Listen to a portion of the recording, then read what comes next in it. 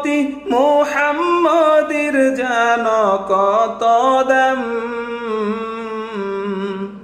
আখিরি নবীর উম্মত আমরা সবচেয়ে ভাগ্যবান, আখিরি নবীর উম্মত আমরা সবচেয়ে ভাগ্যবান। ঈসা নবী মুসা নবী খুদাকে বলে, নবী করে কেন পাঠাইলা এভাবে। ঈসা নবী